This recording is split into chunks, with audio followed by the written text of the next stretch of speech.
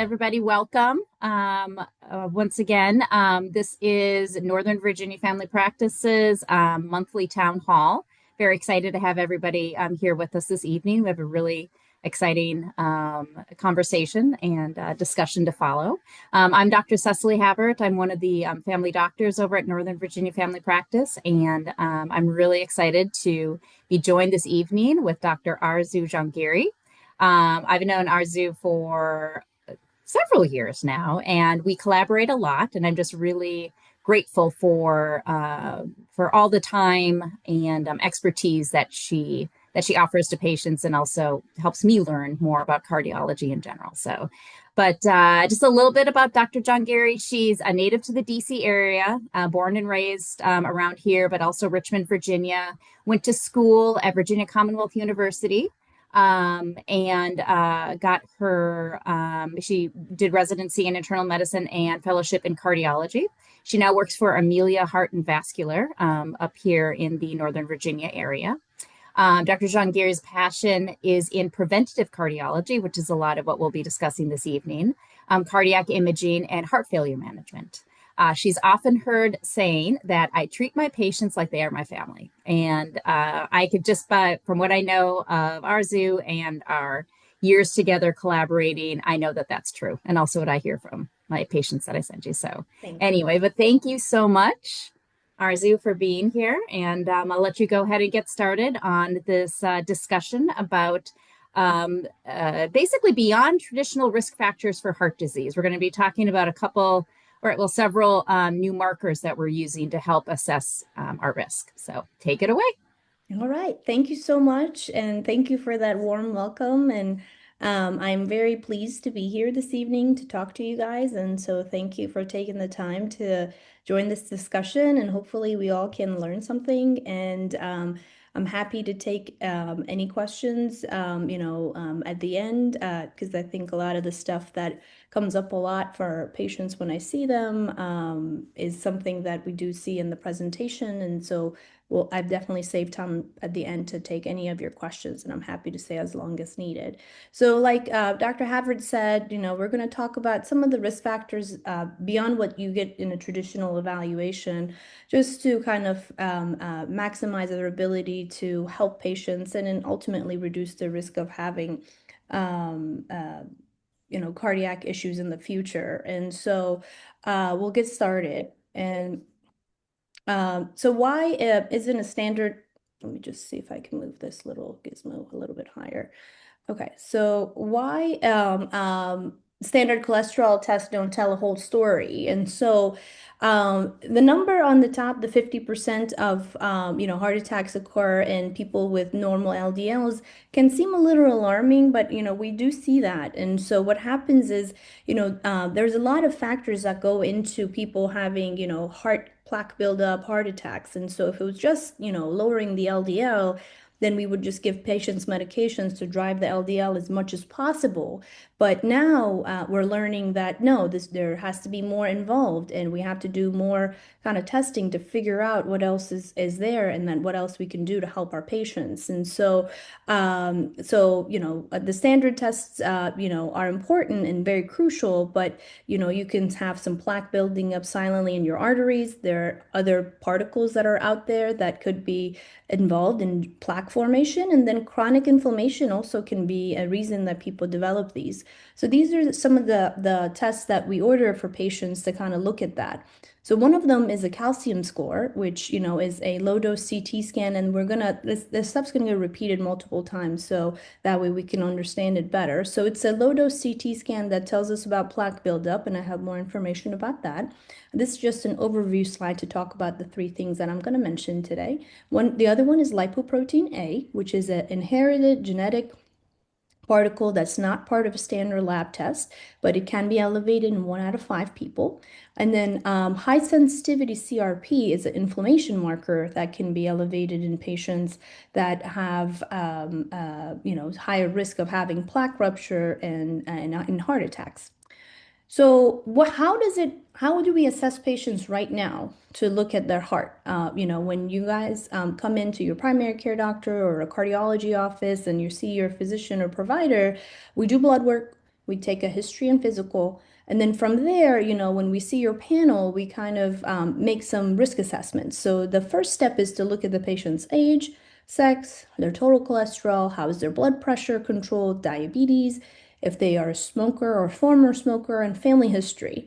And so, based on previous studies, there have been these data points that we get from these calculators. And so, it gives us a percentage of having a heart cardiovascular event defined as a heart attack or a stroke or a vascular event in 10 years. So, less than 5 years is very low risk. So, we say just, continue lifestyle modifications, which is, eat well, exercise, sleep well, and don't do any illicit substances like smoking or heavy alcohol use.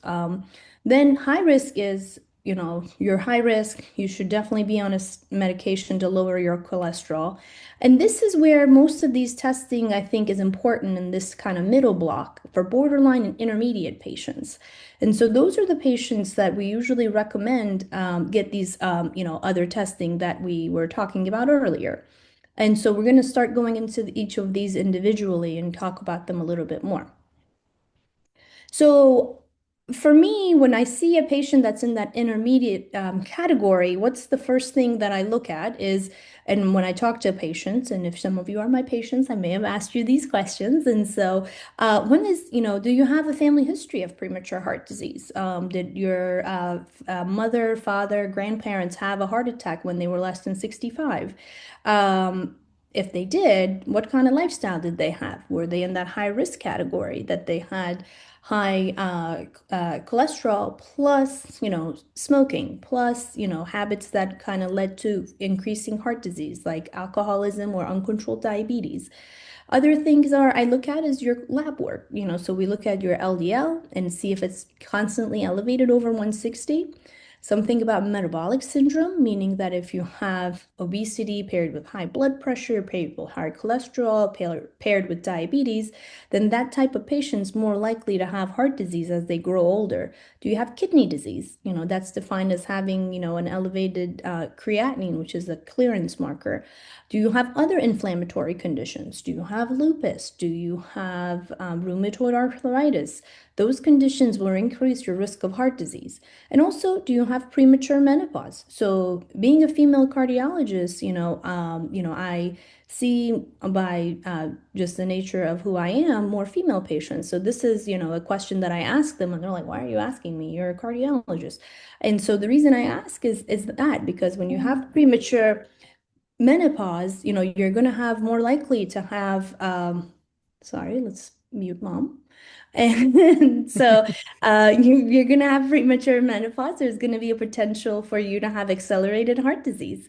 The other thing that you can have, as an accelerated risk factor is something called preeclampsia. So that's when female patients during their pregnancy have high blood pressure, they have to deliver early, and that can also increase your risk of heart disease as you get older. Certain high-risk ethnicities are South Asian patients. They could be very trim, healthy, live, a good lifestyle, but something about their genetic code in certain populations of that area, they can have heart disease very prematurely.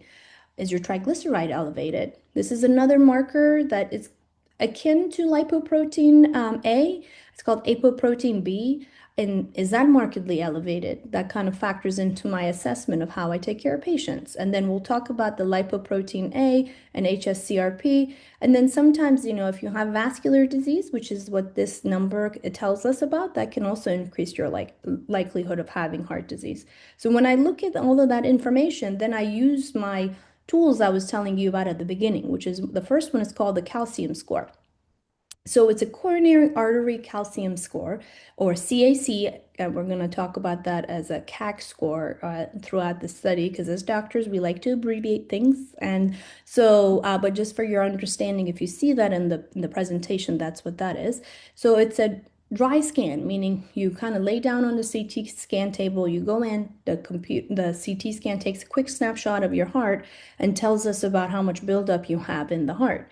And so it directly sees plaque, and it gives us additional information other than your cholesterol and blood pressure that we can't get. And there's been a lot of evidence behind it, and a score of 0, which we'll get into the classification here, can put you at really low risk. The study that they did, up to 16 years of almost 7,000 patients, they had very low risk of having a heart event during that time period. So, what does that mean? In this case, 0 is good, so it's not like in school. So, if you have a score of 0, that means you have no deposits in your heart. This caveat is important for some patients. A calcium score of 0 can be very great, but if a physician or a cardiologist has a very high suspicion of heart disease, we can't just anchor on that because in some populations, particularly women, we tend to have soft plaque. And my patients always ask, well, what does that mean? So, being a foodie, I say, the difference is basically flan versus creme brulee. And I should probably patent this because it's very, very funny when I say this to my patients. But so creme brulee is soft and kind of cottage cheese-like. But once you form calcified plaque, it's going to be more like creme brulee, where it has that, crunchy layer on top. So that's what we see when we do a calcium score, is how much basically buildup or crunch you have on top of your artery. So a score of 0 is good. Sorry. A score of 0 is good. Mild calcifications, it's going to be something that we're going to discuss and say you need to exercise, you need to do more lifestyle changes, you need to eat better. And then if you have diabetes, for example, then I would recommend a statin. If you have high blood pressure, I would recommend a statin. But if you just have a high calcium score and high cholesterol, then we can really maximize lifestyle changes before we introduce a statin.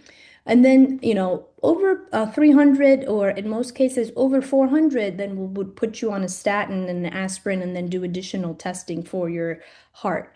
So the calcium score is really important because, it can be a important kind of predictor of how you do. And we talked about a score of 0 is, going to be something that, is going to be great in that patient population.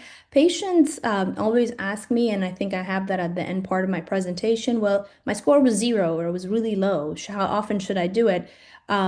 5 to 10 years is probably sufficient. At that point, you're probably seeing a cardiologist, so we can kind of help you kind of guide that therapy. But I would not, if your score is over already 200, I would not recommend getting annual calcium scores because that's just extra radiation, and radiation by itself can accelerate coronary buildup and heart disease. So we talked about, initiating statins and the scores that are, at higher risk, but, you can manage the risk factors a little bit better. And then when you're over 300, we put you on something called a high intensity statin. And there are other cholesterol medications, but at this point, you should definitely be seen by a cardiologist and you should definitely get more testing. Um, the next kind of marker that is out there that we are monitoring now for patients to see if they're at higher risk of heart disease is lipoprotein A, or LP little a. And it's a genetically driven marker. So it's a type of bad cholesterol that is made in the liver, and it's a particle that floats in your blood, and it's really sticky. So, in general, things that are sticky means that your blood cells, as they're circulating around it, they recognize it as foreign and they start attacking it and forming clots. And that's how people get more atherogenesis, which means plaque, more inflammation, and then clots, which is when a heart attack happens, is a clot or a piece of that plaque goes down south from the artery, and people get these events. But unlike, regular cholesterol, there's not much you can do about this, from a lifestyle standpoint. Meaning, patients will, get this sometimes tested by their doctor, or, you can order these panels through laboratories, and they'll come to see me, and they have these high numbers, and they're like, all right, I'm going to diet and exercise and drive this really down, doctor, next time you see me. And I have to burst their bubble and say, unfortunately, that's not possible because this is made by your genes as much as your eye color is. So, but if you have a very high marker, your lifetime risk of having a heart disease, as demonstrated up here, is much higher. And so, in laboratories, depending on where you live, it can be either in nanomoles per liter. So, if you took any chemistry classes, it's kind of bringing some flashbacks for folks, or it could be milligrams per deciliter. So, it's not like a typo in the number. So it's just, I put both of them in there depending on which laboratory you go to. So, but most of our labs are in nanomoles per liter. The ones on the left are more seen in the European literature. And so, a score greater than 125 is very high risk. And so at that point, if you have those labs, you should see a cardiologist and they kind of help kind of navigate that number and decide what to do with that. And what can you do? We talked about, diet and exercise. It's always helpful. It's always fantastic. Your heart loves it. Your body loves it, but it won't do anything for this marker particularly. Other cholesterol medications are out there, Zetamib or niacin, which are other cholesterol treatments. Niacin is actually a B vitamin that in very high concentration there has been a small improvement in that. And so, as a physician, I always want my patients to be healthy. And so, if, a vitamin can reduce your numbers, that would be great. Why not? But it just hasn't panned out to clinical benefit, meaning that, even though they took it and it came down, it was very marginal and didn't have a huge effect. Plus, niacin, and Dr. Havard can speak on this later, has a lot of side effects. People get a lot of flushing and GI issues. So even if patients want to take it, they start it and they come back and they say, I'm never taking that drug again. But the good news is there's tons of trials right now happening. There is a new RNA therapy that's coming out that's targeted for this. There are these class of cholesterol medications now that some of you may be on or may know people that are on it. So this is PCSK9 inhibitors. So they're called, the brand name for them is Repatha or Praluent.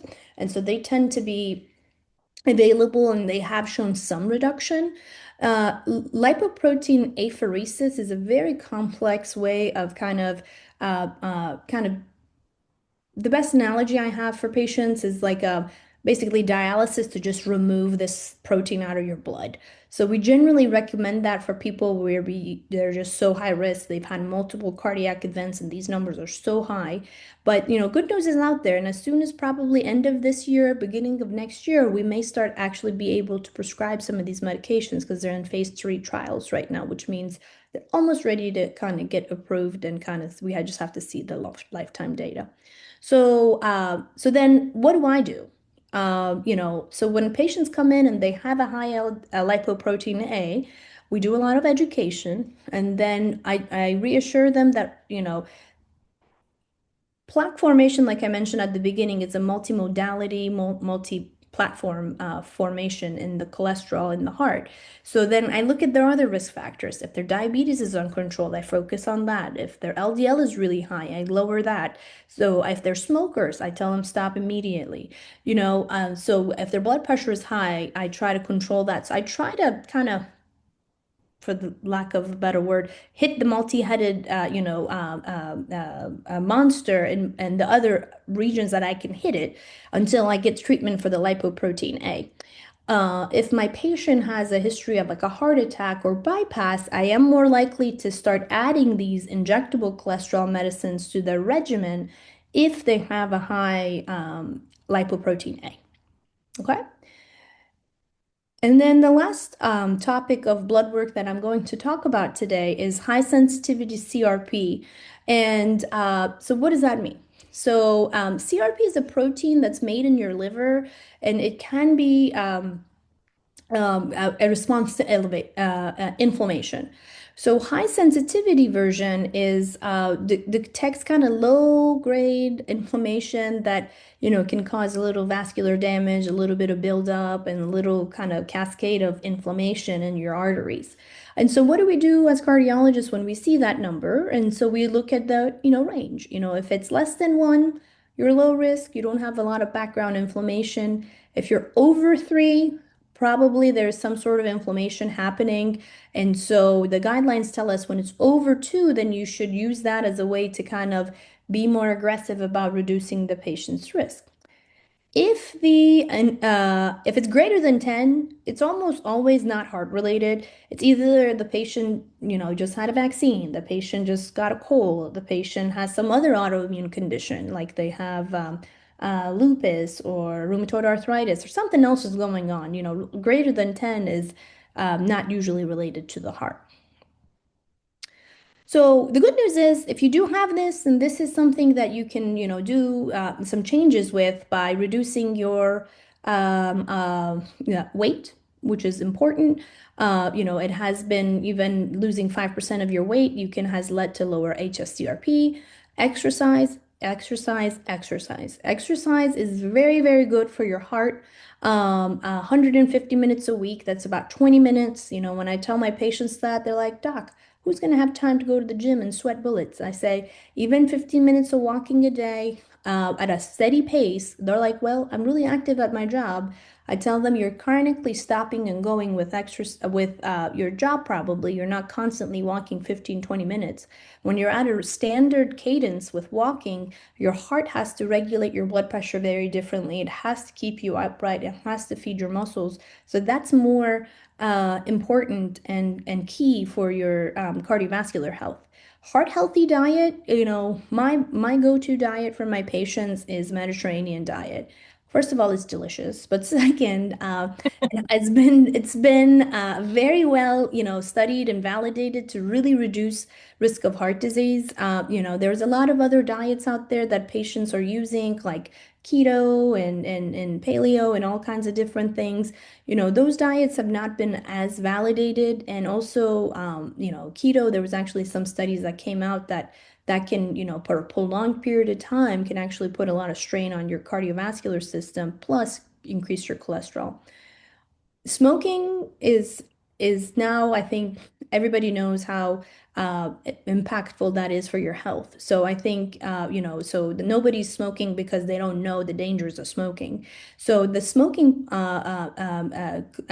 part of risk factor is very important. When they queried a bunch of cardiologists leaving a conference, which is called the AHA, which is the largest conference we go to, unanimously, every cardiologist said the one thing I would never do. They had a bunch of different things like on that list. Unanimously, everybody said smoking. They just checked off smoking. So it's just, it's such a unfortunate, lack of awareness back in when it was very popular for patients. And so we're seeing some patients that have some sequelae from that. But now, it's also some young people are getting into it with vaping and those types of things. So that's also, got a lot of effects on the heart and the body. So we have to be mindful of that. Statins are very important in overall cardiovascular health. And so, rosuvastatin and atorvastatin are our best ones based on the large studies that we've done. And they help reduce your cholesterol. Heart disease is still the number one killer across all the world, but the curve is now doing a little, so slight dip. And so that's, partially due to advances in medicine and highly, affected by statins and their ability to reduce cholesterol. And then there are other medications that are cholesterol reducing. This is the bempoic acid. I put the generic name, but that's Nexletol or Nexlizet. That also helps reduce HSCRP. Low dose colchicine, I usually use that for my patients that have had heart attacks and does help, lower your HSCRP. I just put that on there because I think that's a topic that comes up a lot for patients that come to see me because they see it on social media or something like that. So they ask me about it. I generally don't use that for what we call primary prevention, which is my primary prevention means reducing your risk of a heart attack. And so I don't use that for primary. Secondary is you've already had a heart attack and I've done everything I can. I usually use that as kind of my last go-to. It's not a primary it's not a first agent I use. So how do these three tests basically kind of give us what's going on with your heart? So if you draw your attention to the first line, calcium score, it will tell us how much plaque you have. It's partially genetic, partially your lifestyle, and you can slow down the progression. You can do medications, you can exercise, you can do a lot of things to help reduce your buildup in your heart. I put this next to lipoprotein A. It's inherited, it's genetic. There are some treatments that are coming out, but as of today, there's not a very strong, way you can modify that.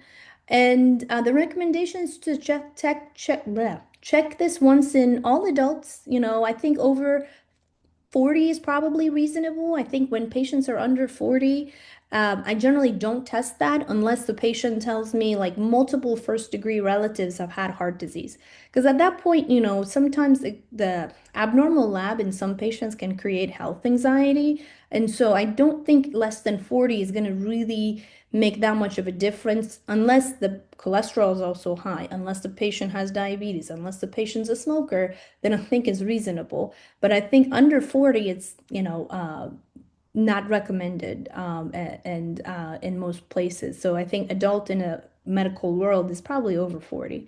HSCRP, like we talked about, it's marker of inflammation, and you can modify it with lifestyle. And so I think, these tests are important and you can't do these instead of what you normally do, but, you can always discuss this with your doctor and see if you're a candidate and they'll give you their thoughts on it and you can decide if this is a good way to go about it. So these are, some questions patients tell me, like when I go back to my doctor, what should I ask them? So the calcium score, I would say, do I need to get that based on my risk factors? And, if you get a calcium score, you should always ask about what it showed and what does that mean for you going forward. Um, do I need to keep taking my statin or start a statin, based on that? And when should I repeat this? Like I said, if your score is 0 and you're in your 40s and then you want to do another one when you're 50, I think that makes sense. But if your score is already 100 when you're 55, you don't need to get like a CT scan ever annually, ever. Okay. But at least, once you are above 100, I would not recommend repeating it. At that point, you should see a cardiologist and they should do other tests to see what's going on. And then from there, decide what to do. But annual calcium scores are not validated. And every 5 years, even if the number is high, it's not validated. So I think if it's 0 or less than 50, you could probably repeat it in 5 years. Lipoprotein A, I think you can always ask, have you ever tested me for it? Because sometimes, doctors, we order labs, but if it's normal, we may not tell the patients. We just say your labs looked fine. So you can ask them. And then you can say, well, I have a strong family history of heart disease. Should I check it? And if it's high, what should I do? And then, if you're interested in clinical trials and your numbers are high, then, we could put you in touch with the right people. Um, and then same with HSCRP. Should I start statins? If you check it, would it change your decision of how you manage my cholesterol? So let's say you're in your 50s, you're a postmenopausal woman, your LDL is 120, and you and your doctor are like, well, you've tried really hard with diet and exercise, and it's not really changing much. Then you can ask and say, well, you think these would help me, if I get a calcium score or if I get a HSCRP or lipoprotein A, and, work on reducing your risk.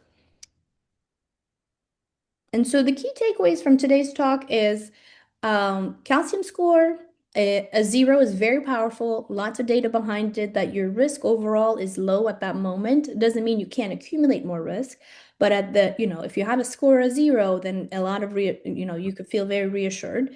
Greater than 100, we generally recommend starting a statin therapy, and the fact that it directly visualizes plaque is very helpful. I will say this about calcium score, because then if some of you in the audience right now have a calcium score over 100, I can see that you may be developing some concern. Not every calcium score translates to what we call intraluminal obstruction, meaning that if you have a high calcium score, you're not going to always have a narrow artery.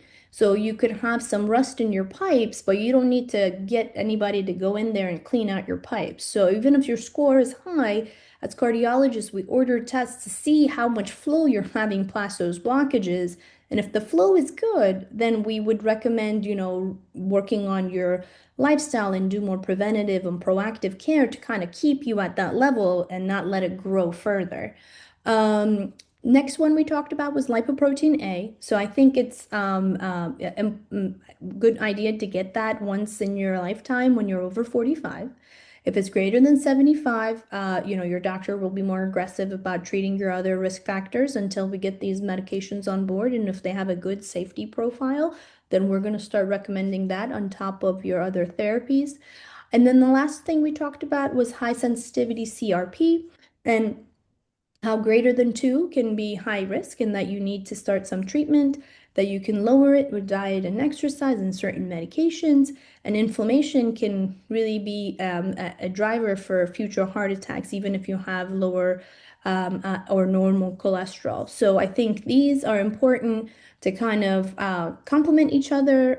And you kind of, as a physician or a provider, you kind of take all of this and kind of use that as kind of different tools in your toolbox to kind of help your patient. Ultimately, our goal is to have you live longer, be healthy, and kind of prevent whatever we can prevent, right? So if we cannot reduce anybody's risk of having a heart attack 100%, how can we get you really close to that? And so some of these medications and treatments kind of get us there and testing. So it helps us be more informed and more active and proactive. And at the end, I did put in my references for those, that are interested in kind of reading those, articles. They're medical articles, but, some of you may have an interest, want to kind of dive deeper into that. You may do so. And that's all I have. And so happy to answer any questions. And I really appreciate everybody's time. Thank you so much. Yeah, that was amazing. Thank you. You're so Yeah, sweet. I mean, I don't know what everyone else thinks, but there's just, I feel that the, kind of the landscape for testing for preventable cardiovascular disease and doing tests to try to work towards treating these risk factors before they turn into heart disease. The landscape has just expanded. Hmm. And I'm still, learning, when's the best time to order these tests. And so I really, really appreciate you giving a little bit of guidance. Um, Sure. so if people have questions, please drop them in the chat, and we'll do our best to get to them. But as people are kind of thinking about what they may want to ask, I have a couple of questions. So if a patient say has a completely normal um, cholesterol, or just very very low risk, their LDL, and they're over the years, and they're maybe we'll say like maybe in their 40s or 50s, would you ever, I mean, which tests would you consider checking all of these tests, or how would what would be the decision in terms of when to I use think some of these I tests look and at things like that? and I don't have to tell you this because you know what you're doing better than I do, but I usually look at the patient's whole history, right? So if they have low cholesterol, but they're pre-diabetic, they're obese, they're like, oh, my Aunt Sally died when she was 60 from a heart attack, and my Uncle Joe had this, and this, my grand, my father had a, stroke when he was 60, a lot of those kind of trigger me to say, okay, well, maybe there's something going on. So that part, from the history helps me kind of decide. I think I have been, not ordering all of these for everyone. And I think that's what's been happening is, for that particular patient, if they don't have any symptoms, they don't have the other risk factors I showed you at the beginning about, inflammatory conditions, none of that, and they're otherwise healthy, they're active, you don't have to do these. They're not required as part of like assessment. But if you have somebody that's the opposite, like their cholesterol is a little borderline, they're not sure if they want to start a statin, they're not sure if they want to do anything different, then at that point, you can add, these in your kind of toolkit to kind of inform the patient about their risk. But for the particular patient you mentioned, if they don't have any other risks, then I wouldn't. Yeah. do And anything. I'm, as I asked that question, I realized I'm like, you probably don't see that person, right? I mean, you're going to They see the probably don't come person. to see me, yes. So I No, think, but I mean, so yeah. I'm asking for myself because these are the patients that I see on a regular basis because it's when their risk factors sort of add up. And I'm Sure. concerned. That's usually when when I'm saying, "Hey, Arzu, I need you to take a look at, Yeah. Yeah. at this." But I think on your So, side, that's what I would focus on, just like making sure there's no alarm signs in their history, both personal or family. And then hmm if that looks good and they don't have any other risk factors, these are, I mean, I guess you could do the lipoprotein A hmm but I think I would wait until there's actual treatment for it because then, like I said, there's a yeah, lot of health anxiety that gets created with these numbers. And so it may not clinically manifest heart disease, but I think because it's high, then patients, get concerned and they want to like know, well, what does this mean? Am I like a ticking time bomb? And yeah, so I tell them it's not like the BRCA gene. If you have it, then you're more likely to have, breast cancer. But with this, I tell them, yeah, if we cloned you without it, you would be lower risk, but it doesn't mean you're kind of leading down eminently to have a heart attack. Um, so that's, I think, what I would focus on. Oh, and with the lipoprotein A, if that's elevated, you're saying that we don't really have good treatments at this point. Yeah, Um, and I think we have some, like we talked about, if you have a person that, is, here, in this category and it's elevated, you can do the PCSK9 inhibitors if they're very high. The challenge mhm, I see is that if a patient doesn't have a, calcium score that's really high or an insurance that covers the PCSK9s, even if I wanted to do it for lipoprotein A, the yeah, insurance would say no. And yeah. I mean, would so go ahead. but so for direct treatment, no, we don't have anything. So then I start, when it's high, then I focus on reducing their other risks and making sure that I can reduce that. But like I said, if it's a patient that already has a stent or a bypass, then I'm gonna start Then you're going switching to them go or more towards adding that. them Would to a the statin help injection. at all? I mean, I know a statin doesn't necessarily lower the lipoprotein A, but would Well, it? the statins will help reduce your LDL, right? So they Yeah. would reduce the inflammation, they would reduce that. So I think you're kind Okay. of like if that was the case, if plaque was just from, high LDL and this, we would put everybody in the statin and we'd all live forever. But so I think it's a complex, Says the field. cardiologist. Right. Well, it's a complex field, right? So Yeah. we're not holding a secret, but it's a complex, formation. So if we're still learning every day, like these hmm medications, I don't remember learning them about in school because they literally have come out in the past 10 years. So Yeah. things are very dynamic and changing every day. We're learning more and more about medications and their side effects and how they work. So right now, statins don't really do much in terms of reducing the lipoprotein A because again, it's a genetic protein and the statins are not targeted to kind of affect Yeah. it. But I have seen some of my patients clinically, with the PCSK9 inhibitor, and then they get their lipoprotein A checked somewhere else, or, again, like someone didn't know if I had checked it, so they'll check it and I'll look and I'm like, oh, it is lower. It's about 25%. It's not like a substantial drop. What I've seen is about a quarter less than what it is, but it does help. Yeah, this is just emerging information that we're just, trying to, figure out how it correlates to the clinical picture, Yeah. right? And Yeah. giving And good recommendations to yeah. patients. It's, And these, PCSK9 inhibitors and enlistcrin, which is the brand name for it, is Leqvio. These are injectable cholesterol medications. And so they're actually also developing some oral treatments as well for right. these so because some patients are sensitive about injectable, which hmm I usually do a tutorial and have like a little sample injector in clinic. The needle is very, very small, but so I try to reassure them, but if they're very averse to that, then we unfortunately don't have any treatment for them. Got it. There is a question in the chat from Linda. Linda wants to Okay. know about LDL/apoprotein B. If it is borderline, what can you do about it?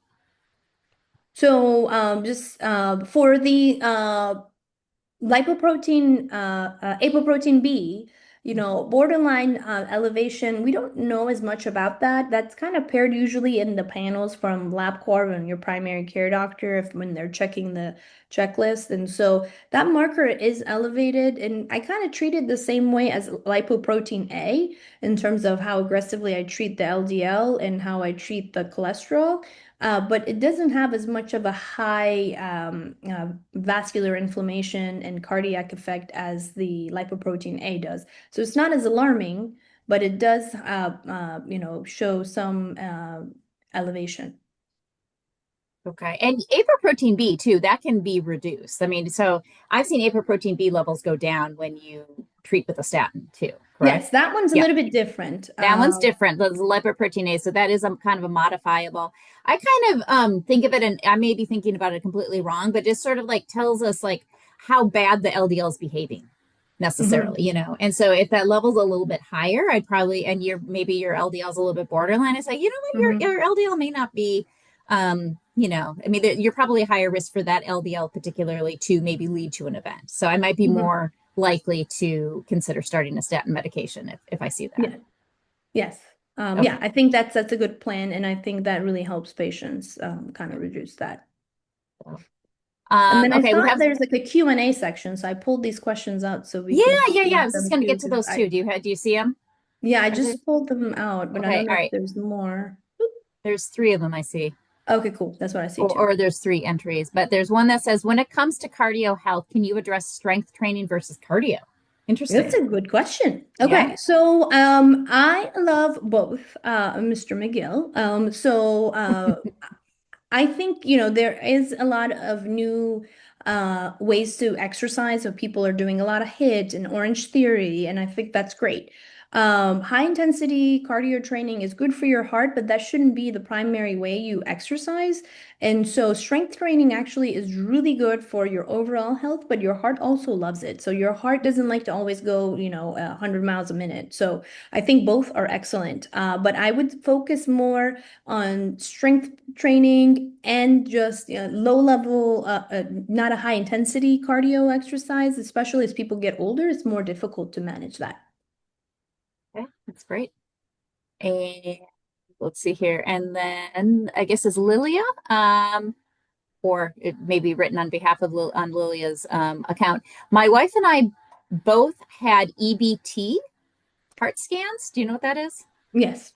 Okay, EBT heart scans back in 2000. Her score was low. I had a moderate score and was put on a statin. Since then, I've kept cholesterol low and have maintained a healthy weight. Should I repeat a CT scan now? And Randy So says he's 67. Okay. And so, thank you for that question. And so, EBT scans, Dr. Havard, were what they were calling. These are the tests that the Lifeline screen folks Ah, do, Lifeline. and Okay. so that's something that was very popular back then. And so, for Mr. Randy, and I presume, Miss Randy, Mrs. Randy, and Miss is in the same kind of age group. I think at this point, it's been 25 years, and so you probably have accrued some calcium. We start laying plaque in our arteries as early as our 30s. And so, so you had some back, 25 years ago. So you were in your late, early 40s, both of you probably. So I think at this point, I think, if you've been on a statin, your numbers are good. I would focus on maybe getting an EKG with your primary care doctor, having them do a good history and physical. And if your cholesterol's well and you haven't had a stress test, it's probably not a bad idea to do a stress test to see how that calcium's kind of blossom over the years. And so, so that's what I would recommend is instead of doing that, is to do a stress test because we know you have plaque. Now I need to know how high risk it is. So a stress test helps me figure out the risk of that plaque if it's kind of grown over the years or if it's been relatively stable. Yeah. So I have a question. This is interesting. What the way that statins actually work, and correct me if I'm wrong, is that they stabilize plaque Hmm.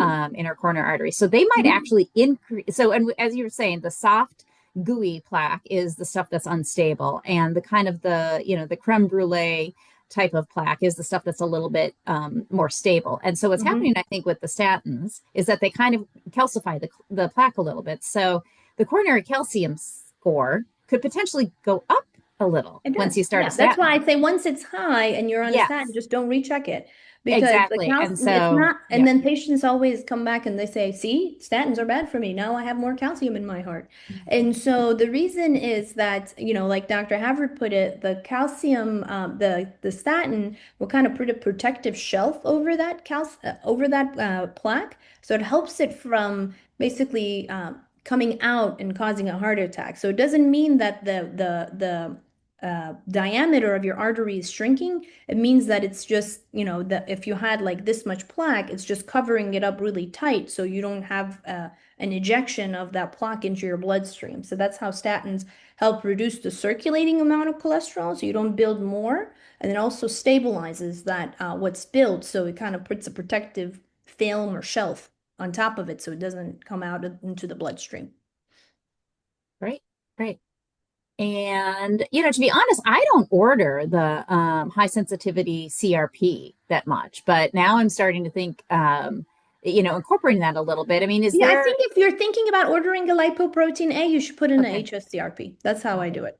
okay, I okay. So kind those of, two kind of run together. yeah, because I think then one can kind of help you with the other. If everything is high, high, high, then that they need to get, risk stratified and see someone. And then if everything's okay, then you can reassure your patient. Right. Okay. All right. Anybody else? Does anybody have any questions? Maybe just, I don't know if, if you are on a statin or maybe your provider has said you should start a statin, if you have any particular questions about just, or any of the medications actually that we've talked about. Um, so I don't know. I guess everybody knows everything about, about high cholesterol at this point. So. Yeah. Now, a reason that I like these is just because, it's more than just your LDL at this point. I think, for the Hmm. longest time, we just had the cholesterol panels and, it told us part of the story, but it didn't tell us the whole story. So I Yeah, really like, and yeah, yeah, and they've been very helpful, and I think we're kind of shying away more and more from like, oh, well, my good cholesterol is really good, but my bad cholesterol is not great, but it's bad, and so what do I do with that? So usually before the school of thought was if your HDL or your good cholesterol, or as I call it, the happy cholesterol, if that's high, then you can kind of give patient a little discount on their LDL, but we're learning that actually, very high LDLs over 80 can be bad for your heart. And then also HDL, right? High HDL. HDL, sorry, my Yep, apologies. yep, Yeah, very yep. high HDL over 80 can be bad for your heart. And then if you have high LDL like above like at a certain number, it doesn't matter what your HDL is because your risk is going to be high for developing plaque. And so usually I try to investigate a little bit more with those patients if they're not interested in taking medications.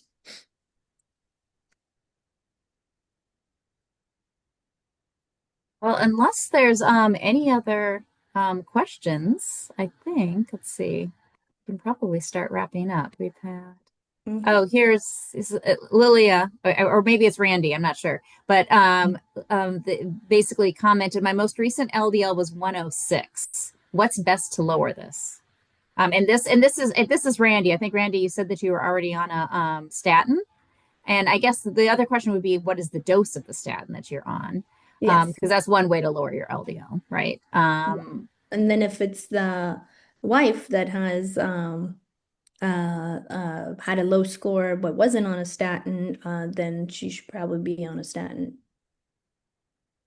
Okay, so then there you go. There's my answer. So I think, I would say depending on how low, Ms. Ramirez, your LDL, your calcium score or the EBT score was 26 years ago, if that is,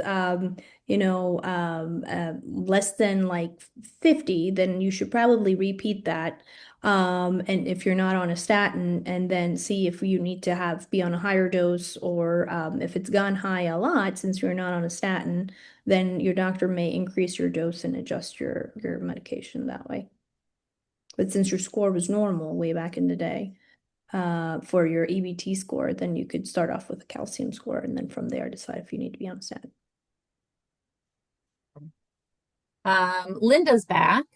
She's asking, oh, she's one of those people that has one of those high HDLs. She says, my HDL has always been around 110. Should I be concerned? And she did have a coronary calcium score of 0. And Okay. then she's also, oh, and then, so we'll do that. And then there's one more question after that. Okay. It's kind of hard kind of in a bubble to kind of risk assess people like this, but Hmm. I think if the HDL is high, then I think if your calcium score is 0 and your LDL is okay, then I would look at seeing if there's any other things that you may be doing in your diet or lifestyle that can increase your HDL. So one is if you're taking too much omega-3, that can raise your HDL. If you're taking some supplements that people have been advised to take for cholesterol, that can incorrectly increase your HDL. If you have more than one alcoholic beverage a day, that can also increase your HDL. So if that's not the case, then I think if your calcium score is 0 and everything else is okay and you're not a diabetic, then that's just something that could be trended in your case because it's probably genetic. Like, that's how your body's processing Yeah. cholesterol. So that's actually a really good use of the coronary calcium score, right? You know, Yes. you've got somebody, you've got a question, maybe should I be concerned? I've got a borderline reading Yeah. here, and then you can Yeah. actually take a look at the coronary arteries and see if this Yeah. is something that Yeah. that you need to act upon. So yeah, there's Hmm. the power of that additional testing, right? Instead Sure. of just, again, it's all about risks, Yeah. And I assessing risks, but also, yeah, absolutely. And I tell my patients, your physician, when they order a test, they should have a plan of action for the results. Sometimes I feel like patients get, tested, but, we get a number and then they're like, I don't know what to do. Go see a cardiologist. So I think, if they're ordering it, there should be some thought behind it because yes, if you go to see Dr. Havard or you see any other doctor or me, I could just go down the checklist and just start checking off stuff that I think may help you. But if it's not going to change how I manage you, I don't think it's necessary to order it. So I think we sometimes overtest patients, unfortunately, and it I creates a lot of agree. confusion. Yeah, I say I use the analogy. Sometimes throwing the kitchen sink at a situation is not helpful. I mean, really, it's just like, there's I some. mean, Well, is no, really. I it mean, like, ever? is it that? Well, maybe. I mean, some people think the more tests you order, the better, right? And we know, but I think they have to be thoughtfully ordered in Sure, order to sure. give appropriate information that we can actually interpret and then advise upon. Absolutely. So yeah, so that's sometimes, something to that at least that I kind of rest on a little bit. Hmm. Um, Brian has a question about the significance of LDL particle size. What is that all about? Ooh. All right, Mr. Folkerts is very up to date. So I didn't put that in there because that's like a whole extra 10-15 minutes of discussion. But the Cliff Note version of it is, your cholesterol, we're getting really fancy so we can see how big, medium, or large your particles of cholesterol are. So, the best way I tell my patients is bigger the LDL particle, the harder it has a time to kind of burrow under your artery and kind of make plaque. The smaller it is, the more likely it's able to do that. So the particle size, helps us sometimes, if we're trying to uh, categorize the LDL and be more aggressive about treatment. So I think this type of testing I perform on my patients that I think they have some hesitancy on treatment. They don't want to start any treatment. They want to Mhm. say they usually say I'm not resistant to treatment, but I don't really want to start something unless I really, really, really have to.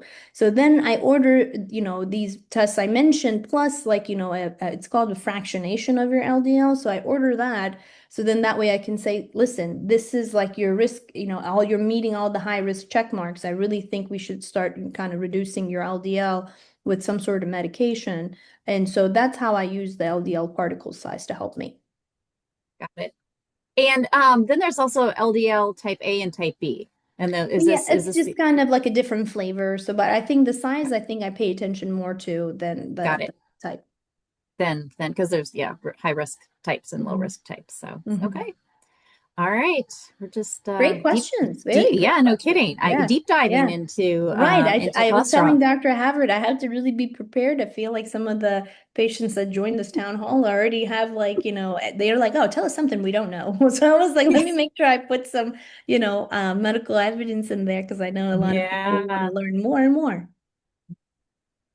Okay. All right. Last chance. Oh, we've got some thank yous, Oh, which is thank you. nice. Thank you, And everybody. I really appreciate you all staying on and yeah, learning and hope yeah. this I was helpful. this is And if yeah, you guys this ever is need anything, fantastic. we're here to help. Yes, yes. So I'll look, we'll see. I'll get some, maybe I'll get some appointments on my schedule to discuss cholesterol. Then Sure. Dr. John Gary can be my partner in crime Off as and we on. sort of figure this out and try to reduce everybody's risk so Absolutely. we can avoid those heart attacks and strokes. So Absolutely. anyway, we are going to wrap things up. And once again, thank you, Dr. John Gary. Thank you to everyone who joined. I love doing these town halls. I learned so much myself, and I'm just so grateful that that people would take time out of their night to join us. So have a wonderful evening, everybody, and hope to see you all soon. Thank you. Good night. Okay. All right. Good night, everyone.